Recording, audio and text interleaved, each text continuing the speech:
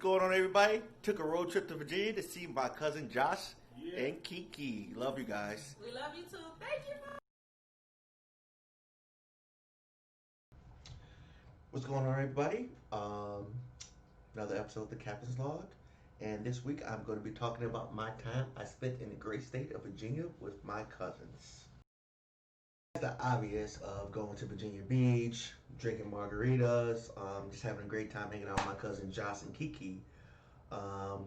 We kind of, Kiki ate some bugs as well, but I had one of the best times going to the American Revolution Museum in Yorktown, and that's probably what I'm going to talk about the most this video because it just was amazing. I've always been a fan of museums and history in general. I wouldn't say I'm like a guru of history, so don't come challenging my knowledge, but I do enjoy the stories that you can learn.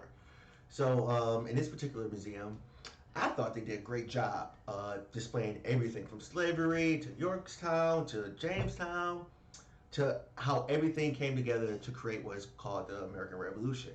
They had some great movies, some great interactive things you could do, and also it's had a Greenfield Village feel to it. They had people in the rows of what the revolutionary people would be like during that time. So I got to see somebody shoot a musket, if that's how you pronounce it. I saw people working in tobacco fields. I saw slave quarters, unfortunately. I mean, it's part of history, right? I don't know, I saw a lot of cool things that stuck out to me and just made it for a great memorable experience. So at the end of this video, I am going to be showing you guys the video of the guy shooting the musket, so it's not a boring history lesson episode. Actually, I take that back. It is going to be a boring history episode because there's not really much else to talk about but the history. I will say this. We were able to look at and smell an original recipe by Martha Washington, George Washington's wife. They had her cookbook there, and the people in these rows I was telling you about was actually making food that was from her cookbook, which was amazing because it was making it the same way they would have back then. The same kind of stoves, the same kind of equipment. So it smelled amazing, and I wanted to have it, but we couldn't try it because of COVID, unfortunately.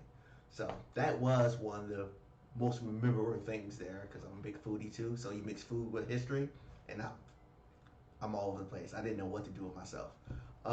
So without further delay, it's been great, everybody. I'm probably gonna release a new video pretty soon.